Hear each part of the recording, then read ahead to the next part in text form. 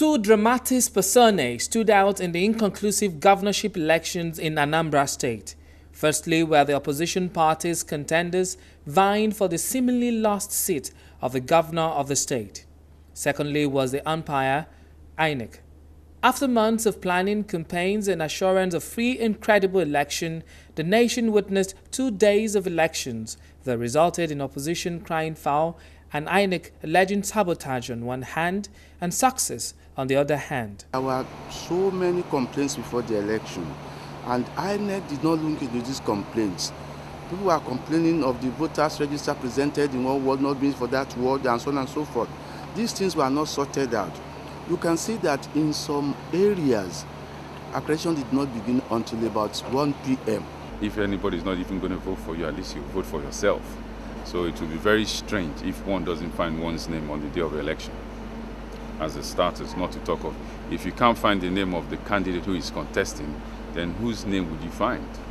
So that tells us that obviously there's been a lot of shortfalls, and one won't consider that short, one would say big falls. I was taken aback by the lack of preparedness, or if you like, seriousness on the part of INEC with regards to the fact that in some areas, for example, Idemili North and South, which are two local governments that are not more than 30-40 kilometers away from Oka, the capital of Anambra State, with good roads, accessible roads, lacked voting materials on time.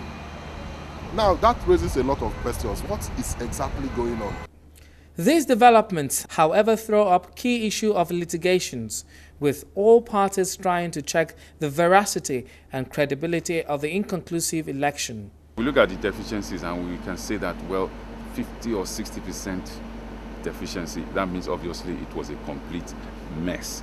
And once we say that's a complete mess, we mean that the compliance was really below average, and then one would not have any choice than to ask for a re-election. So it's the courts that will decide. The reason why Okorocha's matter is still in court today is because of the inconclusive nature of the elections of 2011 in Imo State that was postponed by 1 week.